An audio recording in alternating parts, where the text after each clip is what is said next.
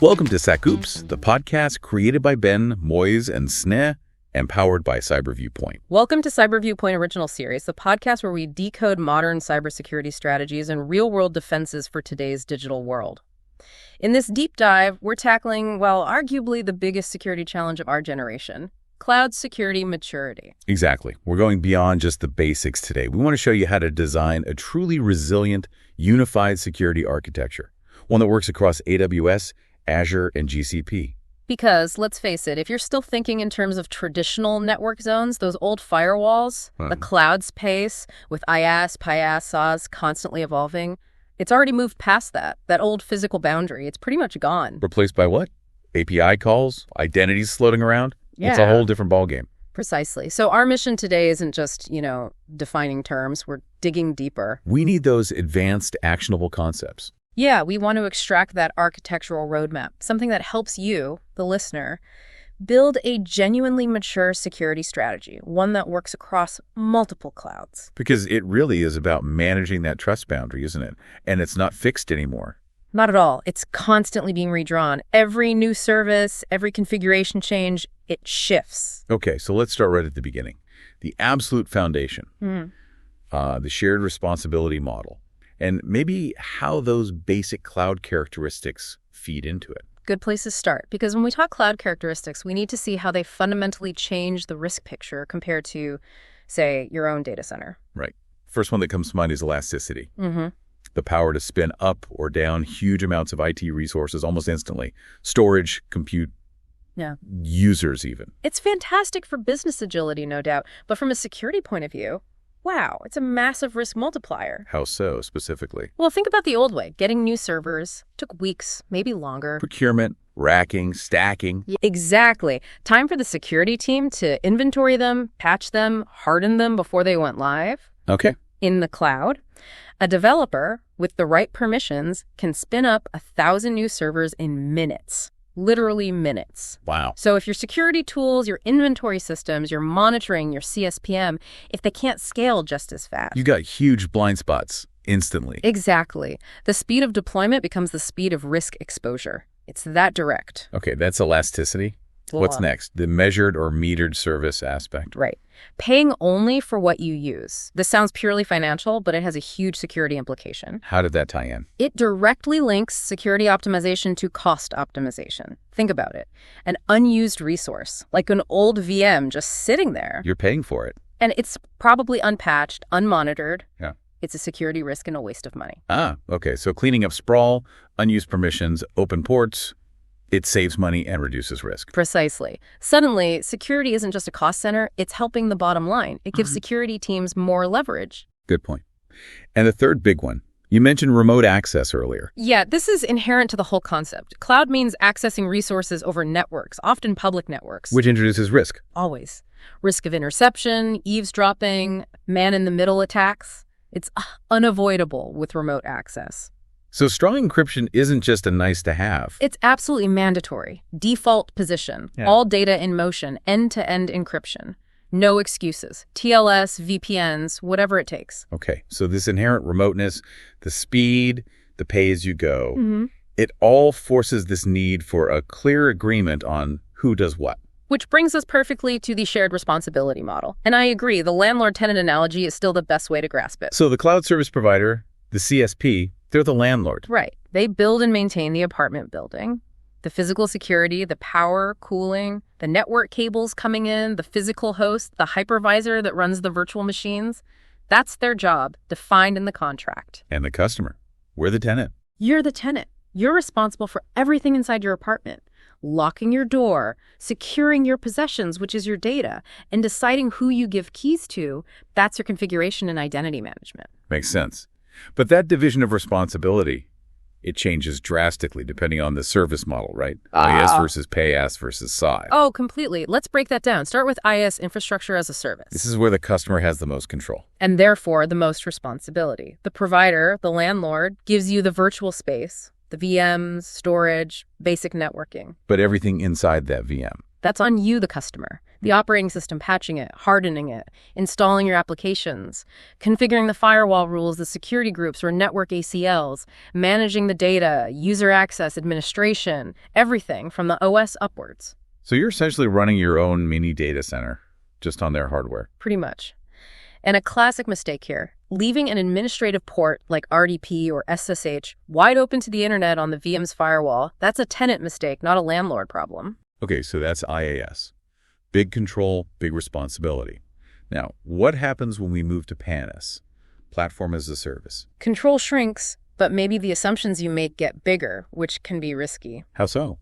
In PaaS, think managed databases, container platforms like Kubernetes services, web app hosting. The provider manages more of the underlying stack. Like the OS patching, runtime environments. Exactly. Yeah. The OS, the runtime, the middleware, they handle patching and securing that platform layer. You, the customer, focus on deploying your application code and managing your data on top of that platform. But the lines can blur here, can't they? You mentioned Kubernetes. If it's a managed service like AWS EKS or Azure AKS. Right. The provider secures the control plane, usually. But you, the customer, are still responsible for configuring the worker nodes, the network policies within the cluster, securing your container images, managing application access. There's still a lot on your plate. Okay, and then the far end of the spectrum. Yeah. Satcheries, software as a service. Here, the customer has the least control. Think email like Microsoft 365, CRM like Salesforce. You're accessing a ready-made application over the web. So the provider handles almost everything. Maintenance, application security, patching, infrastructure. Pretty much all of it. Your responsibility as the customer boils down mainly to two things: managing your data within the application and controlling who has access user identities and their permissions within that SaaS application. You have very few, if any, admin rights over the underlying environment. And this seems critical, regardless of whether it's IaaS, PaaS, or SaaS. Yeah. There's one responsibility that never shifts, right? Absolutely. Yeah. This is the key insight, often missed. The customer always remains legally liable for safeguarding the data, especially sensitive data like PII or PHI. You can't just outsource that liability in the contract. Nope. You can't transfer the full legal responsibility for a data breach to the provider. If your customer data gets leaked because you misconfigured an S3 bucket or used weak passwords or granted excessive permissions in that SaaS app, that's on you. Even if the provider had some role. The legal and regulatory burden, the fines, the reputational damage that ultimately falls on the data owner, the customer. Mismanaging your side of that shared responsibility line, that is consistently the #1 cause of cloud security incidents, period. Wow. Okay, that really underscores the importance of getting your side right, which leads us directly into the biggest risk we face in the cloud. Yeah, let's dig into that. Customer misconfiguration is huge, as we said, but liability is intertwined with that. You can't just point fingers. Right. The contract might say the CSP pays a penalty if their negligence caused an outage. Sure, financial liability can be shared or defined. But the full legal fallout from a data breach, GDPR fines, notification costs, lawsuits, lost customer trust, that sticks with the customer. So the business impact analysis, the BIA, needs to account for that, even in the cloud. Absolutely. You have to budget for those potential costs regardless of what the SLA says about uptime. They are potentially catastrophic and non-transferable. This liability concern also makes the vendor relationship itself a risk area, specifically vendor lock-in and lock-out. Yeah, these are critical strategic risks. Lock-in is the practical difficulty of moving your data and applications out of a specific cloud provider. It's not just the sheer volume of data, is it? Often, no. It's the egress fees, what they charge you to take data out of their network. It can be surprisingly expensive. Plus, proprietary data formats or heavy reliance on vendor-specific APIs and services that don't exist elsewhere. So you need an exit strategy before you go all in. Definitely. Negotiate favorable terms for data retrieval, understand the costs, ensure data formats are portable if possible, plan your exit before you even enter. And lockout. That sounds even worse. It is. That's the nightmare scenario where the provider goes bust, gets acquired by someone you don't trust, or has a catastrophic long-term outage. And if you're heavily reliant on their PaaS or SaaS, You could lose access to your data entirely, especially if they manage the underlying infrastructure and maybe even the encryption keys. This is why customer-controlled backups stored outside that provider's environment and maybe even key escrow are so vital. You give up control, you need a plan B for recovery. underpinning all this is something you mentioned, the transparency gap. Right. CSPs are often black boxes. You don't know exactly what hardware they're running, their internal security policies, the details of their host security. You just can't see it. So you're forced to rely on trust, contracts, and what else? Third-party audit reports. This is crucial. Since you can't look under the hood yourself, you rely on independent auditors verifying their controls. And we'll definitely need to talk more about which audit reports actually matter later on, because not all reports are created equal. Absolutely. The difference between a report saying controls are designed well versus one proving they functioned over time is huge. Okay. Yeah. So we understand the shared model, the risks. We know the line exists between provider and customer. Now, how do we actually build strong defenses on our side of that line, especially across multiple clouds like AWS, Azure, and GCP? It has to start with identity and access management, IAM. Why start there? Because if the old perimeter was the network firewall, IAM is the new perimeter. It's arguably the most critical set of controls. Because stolen credentials are the main way attackers get in. Overwhelmingly, yes.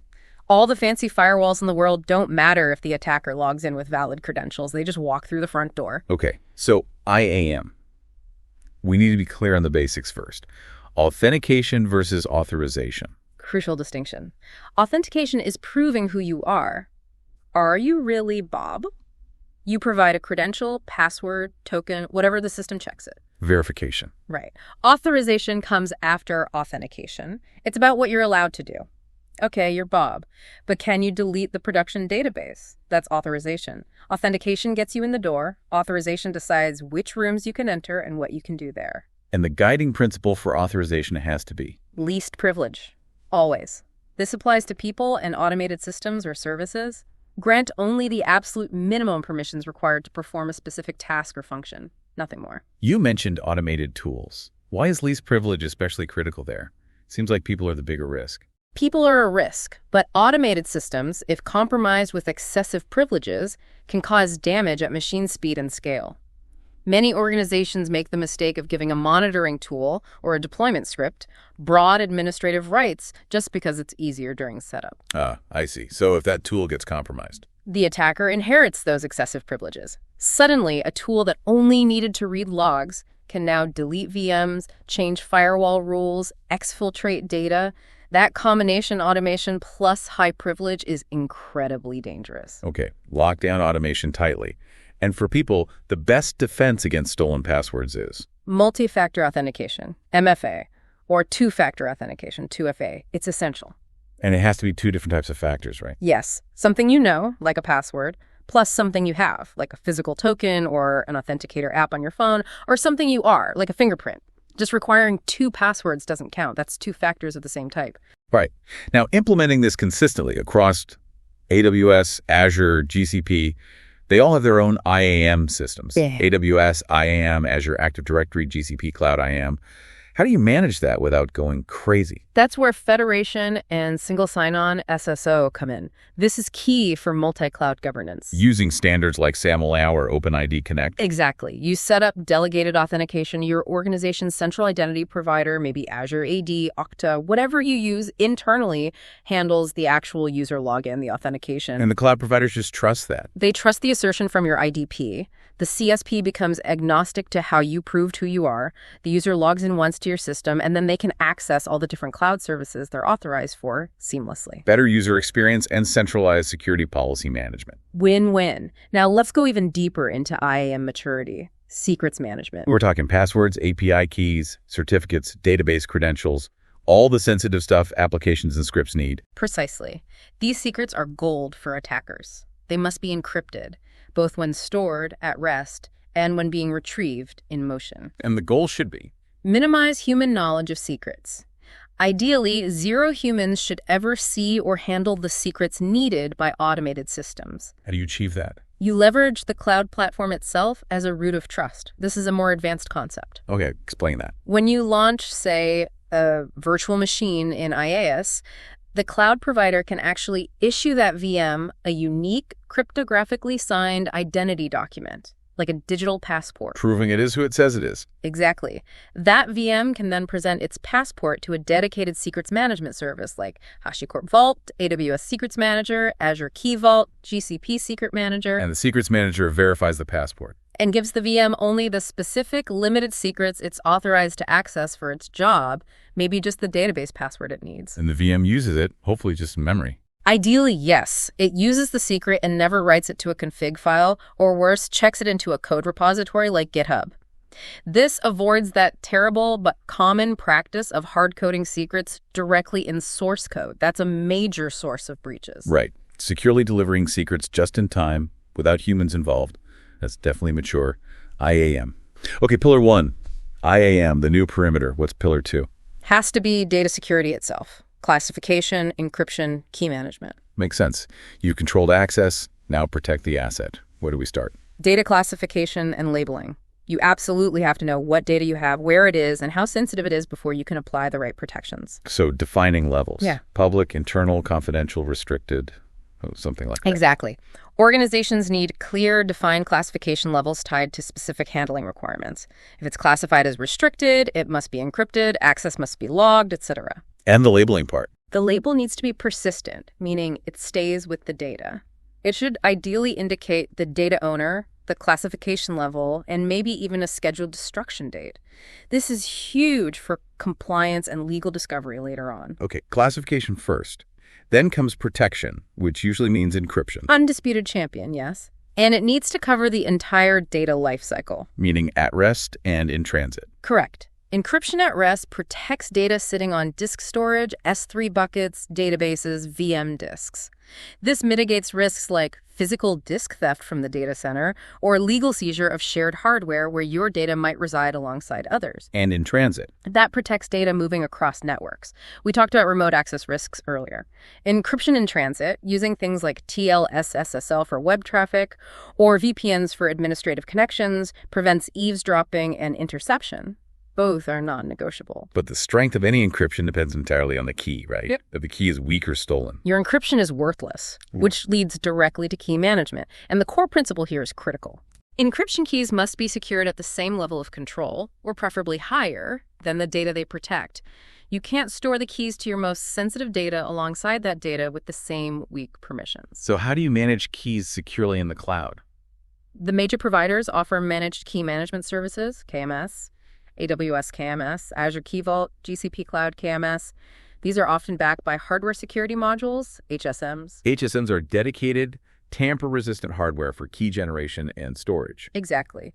Using a managed KMS with HSM backing gives you high assurance. The provider manages the physical HSMs, which is complex, but you, the customer, control the policies around key creation, rotation, usage, and importantly, destruction. So you get the security benefits without the operational headache of managing your own HSMs. That's the idea, but you still hold the ultimate control over the key lifecycle policies. Okay, encryption and key management are vital. Are there other ways to obscure sensitive data, maybe for non-production use? Yes, absolutely. This is where techniques beyond pure encryption come in, showing further maturity. Think about masking, obfuscation, or randomization. What's the difference? They all involve replacing real sensitive data with fake non-sensitive data, but crucially, they often preserve the original format. Like replacing a real credit card number with random digits, but keeping the 16-digit length and structure. Why is preserving the format useful? It's great for development and testing environments. Your applications still work because the data looks real, but there's no actual sensitive PII involved if that test database gets compromised. Makes sense. And then there's tokenization. Is that different from masking? Yes, significantly. Tokenization is a more robust technique, often used specifically for compliance, especially with things like PCI DSS for credit card data. How does it work? It uses two separate databases. One holds the real sensitive data, the actual credit card numbers. The other holds non-representational tokens, basically meaningless random strings that are securely mapped to the live data. So the main application only ever sees the token. Exactly. When an application needs to process a transaction, it uses the token.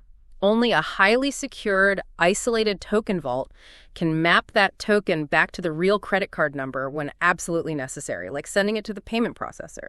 So the big advantage is that most of your systems, the web servers, application servers, never even touch the real sensitive data. They just handle tokens. Precisely. This dramatically reduces the scope of systems that fall under strict compliance mandates like PCI DSS. The token itself isn't sensitive data. Masking just hides data in place. Tokenization actually replaces it for most of the lifecycle. Very clever. Okay, one more data concept, though it sounds a bit futuristic. Homomorphic encryption. Ah, the Holy Grail. Yes, this is still largely experimental, but incredibly desirable. The idea is you can compute on encrypted data without decrypting it first. That's the dream. Imagine uploading encrypted PII to a cloud provider for complex analysis. The provider performs the calculations directly on the ciphertext and gives you an encrypted result back. They never see your plaintext data, never hold the decryption key. That would be revolutionary for privacy and security in the cloud. What's holding it back? Performance. The computational overhead is currently enormous. Processing encrypted data homomorphically is orders of magnitude slower and more resource-intensive than processing plaintext. So, not practical for most things today.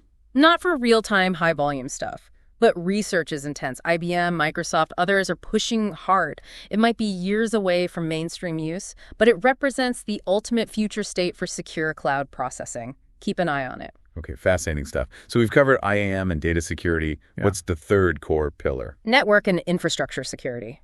Protecting the virtual environment itself. And the guiding philosophy here? Has to be defense in depth. This is fundamental. It's the acknowledgement that any single security control can fail.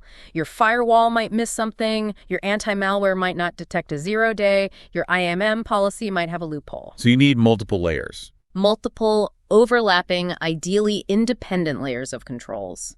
If an attacker gets past the first layer, the second or third layer should catch them. Never rely on a single silver bullet.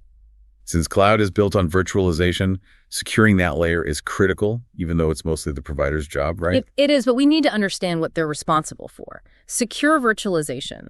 The provider must secure the hypervisor, the software that runs the VMs. Preventing things like guest escape. Exactly. Preventing an attacker in one VM from breaking out and accessing the underlying host machine, or worse, accessing data from other tenants, other customers, running on the same physical hardware. So isolation is key. Paramount.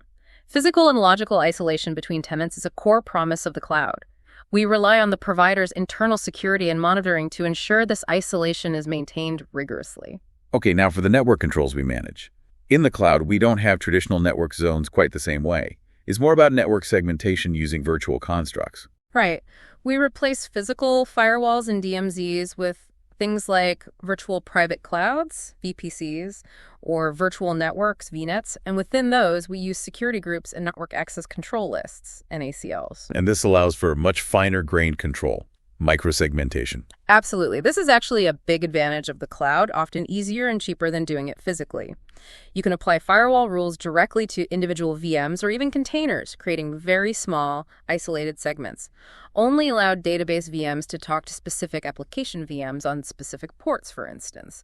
Strict least privilege, but applied to network traffic. Okay, microsegmentation is powerful.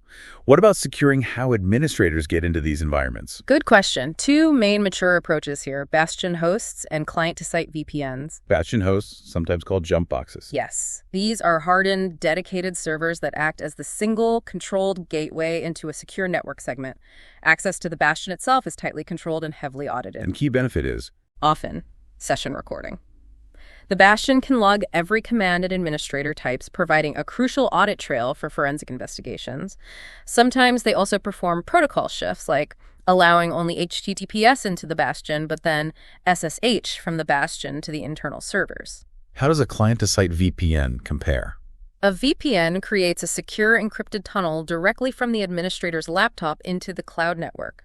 It's good for encrypting the traffic, but it often lacks that detailed session recording capability. And VPN access can sometimes be too broad. It might grant access to the entire virtual network rather than just specific necessary systems, potentially violating least privilege if not configured carefully with additional network rules. Bastions generally offer more granular control and better auditing for high security needs. Okay. One more network control often overlooked, controlling traffic going out. Egress filtering. Yes, hugely important. We focus so much on stopping bad stuff coming in, ingress, but we forget about stopping sensitive data leaking out or compromised systems calling home to attackers. Like malware phoning home to its command and control server. Exactly that. or an infected machine trying to exfiltrate gigabytes of customer data. Egress filtering aims to block that unauthorized outbound communication. What's the most effective way to do that in the cloud? Using proxies.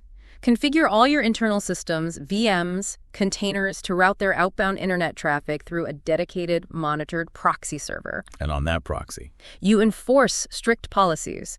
Only allow connections to known approved destinations.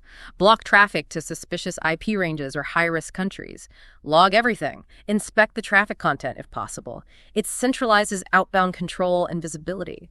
With supply chain attacks on the rise, strong egress filtering via proxies is really becoming indispensable. got it. Okay, those are the core pillars. IAM, data security, network infrastructure security, all layered with defense in depth. That's a solid architectural foundation. It is, but having a great blueprint isn't enough. True maturity comes from operationalizing this.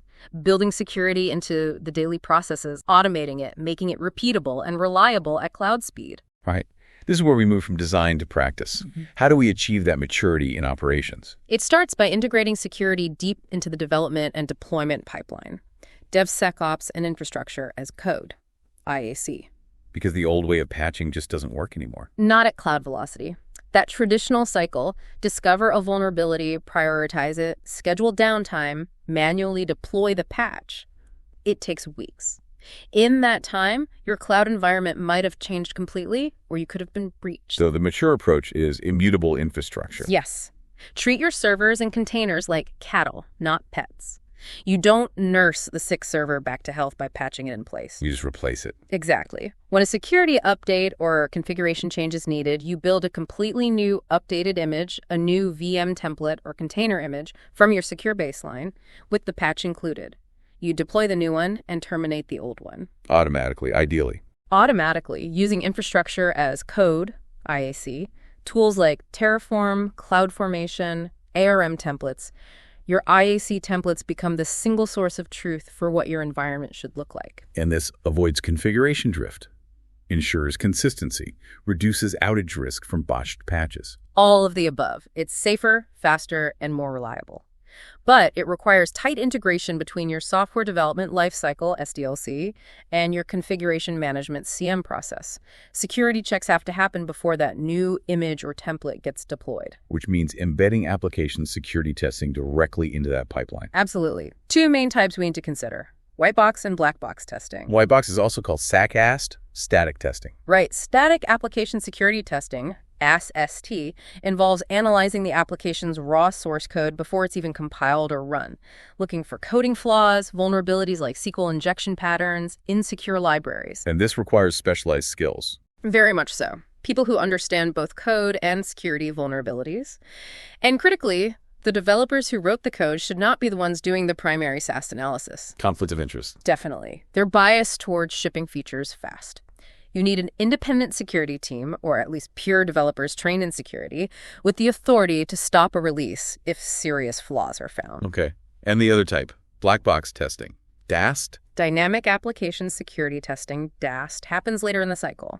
You test the application while it's actually running, maybe in a staging environment. Like a penetration tester would, poking at it from the outside. Exactly. Sending malicious inputs, trying to trigger errors, looking for cross-site scripting, authentication bypasses, things you can only find when the code is executing. A mature DevSecOps pipeline includes both SAST early on and DAST before final deployment. Comprehensive coverage. Okay, pipeline security is sorted. What about ongoing vulnerability and configuration management in the live environment? Starts with solid configuration baselines. You need securely hardened standard builds for your operating systems based on recognized benchmarks like the CIS benchmarks. And any deviation needs approval. Formal approval through change management, yes. But more importantly, continuous monitoring using CSPM tools to detect any drift from that approved baseline immediately. Unauthorized changes are a major red flag. And in the cloud, we have to think beyond traditional VMs, right? Container security is a big one. Huge. Containers are complex, layered beasts. Your vulnerability scanner needs to be container aware. It has to be able to pull apart the container image, layer by layer, and scan for vulnerabilities in the base OS, the libraries, the application code, and check for misconfigurations or embedded secrets. Traditional VM scanners will miss all of that. This complexity also highlights the need for a software bill of materials, SBOM, doesn't it? Oh, absolutely. An SBOM is basically a nested inventory, a list of ingredients for your software. All the components, libraries, dependencies, and their dependencies. Why is that so important now? Think about massive vulnerabilities like Log4j. If you have SBOMs for all your applications and containers, when a vulnerability like that hits, you don't need to scan frantically. You can just query your SBOM database. Which systems use this vulnerable Log4j library version? You get an instant, accurate list. It's essential for rapid response in today's complex supply chains. Generating SBOMs should be a standard part of the build process. Makes sense. Okay, when we are scanning for vulnerabilities, we generally use network scanners or agent-based, agentless scanners, right? Correct. Network vulnerability scanners operate from the outside, probing network ports and services, looking for known flaws based on banners or responses. Limited view sometimes. Can be. They only see what's exposed externally. Agent-based scanners run a small piece of software directly on the VM or host, while agentless scanners use administrative credentials to log in remotely and inspect the system from the inside. And the advantage of scanning from the inside. Much deeper visibility. They can check patch levels accurately, look at user permissions, analyze configuration files, check registry settings, things a network scan can't see. You generally need both.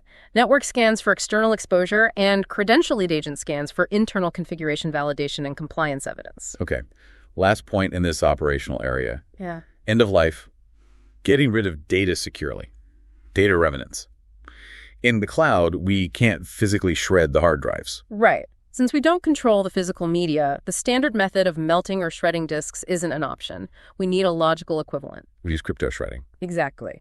If your data was encrypted at rest using keys managed by you, or a trusted KMS, the most effective way to render that data permanently unrecoverable is to securely and deliberately destroy the encryption keys. No key, no decryption. The data becomes useless ciphertext. Precisely. Even if the provider keeps the physical bits on the disk for months, without the key, it's just random noise.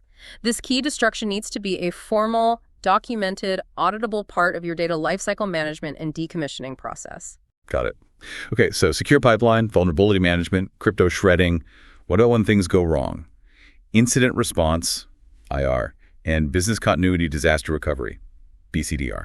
IR in the cloud has some unique twists. The challenges often stem from that lack of physical access and the decentralized, potentially global nature of the data. Harder to collect forensic evidence. Can be.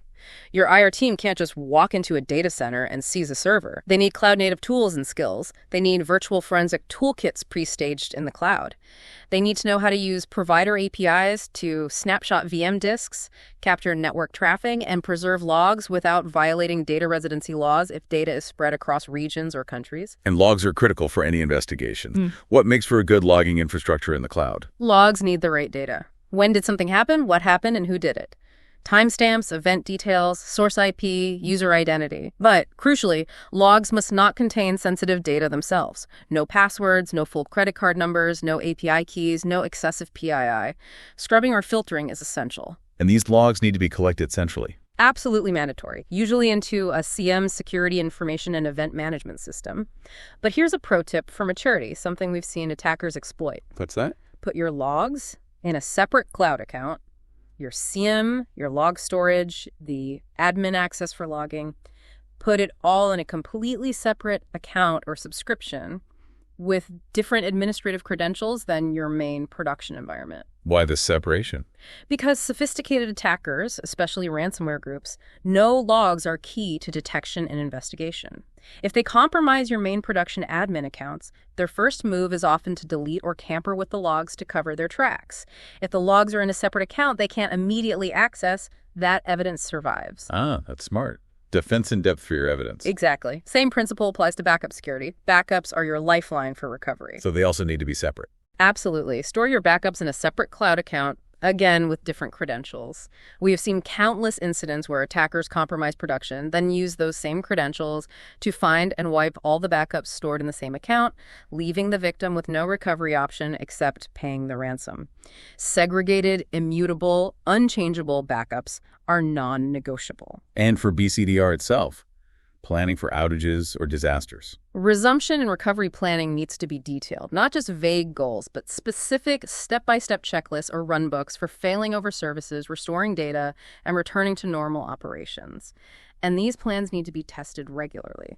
What about using multiple cloud providers for Diker multi-cloud BCDR? That's the ultimate resilience play, but also the most complex and expensive. Running production in AWS, for example, with a failover site ready in Azure or GCP. The big challenge there is interoperability.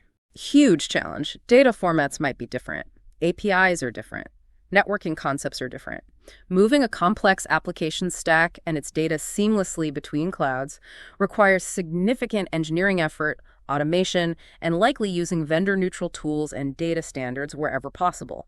Very powerful if you can achieve it, but not easy. Okay. We've covered the technical and operational aspects of maturity, but there's another layer, right? The governance, the policies, the legal side. Absolutely. Technology and operations need to be guided by strategy and policy. That brings us to governance, risk, and compliance, GRC. Starts with understanding risk itself. Right. Risk management frameworks. We need a formal way to think about risk. Risk isn't just bad stuff might happen. It's a combination of likelihood, how likely is it to happen, and impact, how bad will it be if it does happen. Like the classic asteroid strike example. Very low likelihood, but catastrophic impact. So you assess risks based on those two factors relative to your business context. And once you've identified and assessed a risk, you have options for how to handle it. Risk treatment. 4 main options, typically. First, avoidance. The risk is just too high, maybe it violates regulations, or is simply outside your organization's tolerance, risk appetite. So you decide not to do the thing that introduces the risk. Maybe you choose not to store certain highly sensitive data in the cloud at all. Okay. Second. Acceptance. The identified risk is deemed low, maybe low likelihood and low impact, or the cost to fix it is genuinely higher than the potential damage and it falls within your defined risk appetite. So you formally document the decision and accept the risk without adding more controls. Third, transference. This usually means insurance. You pay another party, typically an insurer, to take on the financial consequences if the risk materializes. Often used for major disaster scenarios. Note, this only transfers financial risk, not reputational or legal liability usually. And the fourth, which is where most security work falls. Mitigation. Implementing controls like the IAM policies, encryption, firewalls, backups we've been discussing to reduce either the likelihood or the impact or both of the risk down to an acceptable level. And mature organizations don't just do this haphazardly. They use formal frameworks. Yes. Frameworks like NIST SP 837, the Risk Management Framework RMS, or ISO 31000, provide structured, repeatable processes for identifying, assessing, treating, and continuously monitoring risk across the entire organization. Maturity means moving risk management from an annual checkbox exercise to a continuous, integrated part of operations. Okay, frameworks guide the process. But the specifics of the cloud relationship are defined legally in contracts and SLAs. Correct. The contract lays out the broad responsibilities, legal terms, security provisions, compliance assurances. The service level agreement, SLA, gets specific and measurable. It assigns numerical values to performance uptime guarantees like 99.9%, net 9.999%, data transfer speeds, support response times. And because of that transparency gap we talked about, we rely heavily on verifying the provider's promises through audits. You stress the importance of the right SOC report. Absolutely critical. You need to demand, understand, and review the SOC2 Type 2 report. Why Type 2 specifically? What's wrong with Type 1? A SOC2 Type 1 report only attests to the design of the provider's security controls at a single point in time. It basically says, their blueprint looks okay on paper, which tells you very little about whether those controls are actually working or being followed day to day. Where's the Type 2? The SOC2 Type 2 report examines both the design and the operational effectiveness of the controls over a period of time, usually 6 to 12 months. It provides evidence that the controls were actually functioning as intended throughout that period. It's the only SOC report that gives you meaningful assurance about the provider's ongoing security posture. Relying on a Type 1 is insufficient for serious vendor due diligence. Got it. Type 2 is the one that matters. And our vendor management shouldn't stop at just our direct cloud provider, should it? Supply chain risk. Big area of focus now. Your CSP relies on their own vendors, network carriers, hardware suppliers, maybe even subcontractors for support. You need to assess the risk associated with their supply chain. What happens to your service if their key network provider has an outage? Is their hardware sourced securely? What's the financial stability of their critical dependencies? It's complex, but mature GRC includes mapping and assessing these downstream risks. Okay. Final area of GRC. Compliance in this global cloud environment. This is where the transborder problem really bites. Data can easily move across city, state, national borders in the cloud, sometimes without you even realizing it. Leading to conflicting legal requirements. Potentially, yes. Data residency laws, privacy regulations, rules around government access to data, they can vary hugely. This makes understanding where your data lives and ensuring compliance with all relevant jurisdictions incredibly complex. Is this where tools like CASBs, Cloud Access Security Brokers, help? They can, yes. A CASB acts as an intermediary or a control point between your users and your cloud services. What can they do? They can offer consistent policy enforcement across multiple clouds. Things like enforcing IAM policies, providing SSO, managing encryption keys or certificates centrally, monitoring for risky behavior, preventing data leakage. They provide a unified layer of governance and visibility on top of the native cloud controls. Kind of like a security and compliance abstraction layer for multi-cloud. That's a good way to put it. Now, let's touch on a few specific compliance mandates that are heavily impacted by cloud. High pay for healthcare data. If you handle protected health information, PHI, both you and your CSP, if they store or process it, are subject to high pay. The CSP must be willing to sign a business associate agreement, BAA, which contractually outlines the responsibilities for protecting PHI according to high pay rules. You need to verify their compliance, often via those SOC2 Type 2 reports. What about financial regulations like SOX, Sarbanes-Oxley? SOX primarily deals with controls around financial recording.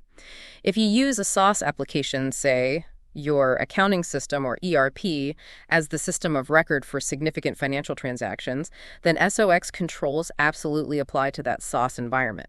Your auditors will need assurance about the provider's change management, logical access controls, data integrity, etc. And PCI DSS for credit card data. Still very relevant.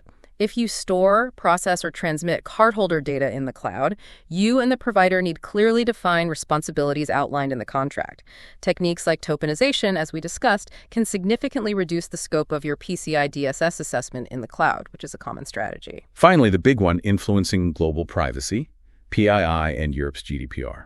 GDPR treats personally identifiable information, PII, as a fundamental human right. It imposes strict principles like needing a lawful basis for processing, often consent or choice, purpose limitation, only use data for the stated purpose, and data minimization, collect only what's necessary. And transparency, the right to access, rectification, erasure. All of that. Crucially for cloud, GDPR has strict rules about data transfers outside the EU. You must know where your data is being processed and stored to ensure you have the appropriate legal mechanisms in place for those transfers, if applicable. Ignorance is not an excuse. Understanding data residency is critical for GDPR compliance. Wow. Okay, that's a massive landscape from the foundational SRM all the way up to global compliance. Let's try to wrap this up. It feels like the core shift we've discussed is moving away from defending a physical perimeter. Right. To defending the new perimeter, which is identity, IAM. Applying least privilege relentlessly, especially to automation, is paramount. Absolutely. Then layering defenses. Strong data security with classification, end-to-end encryption, and proper key management. Robust network security using microsegmentation. And operationalizing it all. Moving to immutable infrastructure managed by infrastructure as code. Building security into the pipeline with SAST and DAST. And critically, for resilience against sophisticated attacks, separating logs and backups into entirely separate cloud accounts. Those operational pieces are key maturity indicators. And finally, underpinning it all is strong governance. Using frameworks, demanding SOC2 Type 2 reports, managing supply chain risk, and navigating that complex multi-jurisdictional compliance world, perhaps with CASB help. Couldn't summarize it better. It really shows that the fundamental security challenges securing networks, hosts, applications, data, they haven't gone away in the cloud. If anything, they're amplified by the speed, scale, and abstraction. So the key takeaway for listeners. Cloud security isn't a destination. It's absolutely a continuous journey. You can't just set it and forget it. That trust boundary is always shifting. Maturity means continuous monitoring, aggressive automation, and actively managing your side of that shared responsibility line based on risk and solid governance. Excellent. Any final thought to leave people mulling over? Yeah, here's one that touches on that ultimate trust boundary. We talked about crypto shredding being the practical way to destroy data when you don't control the physical disks, but how do you really know the provider destroyed those keys within their HSMs, especially if a regulator demands proof equivalent to physical media destruction? How do you contractually compel and technically verify that final, irreversible step inside their black box?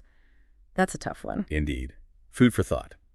That wraps up this episode of Secada Oops, powered by Cyber Viewpoint. If you enjoyed this deep dive into cloud security maturity, stay tuned for more episodes where we unpack the most effective strategies shaping modern cybersecurity. Until next time, check your configurations and mind the shared line.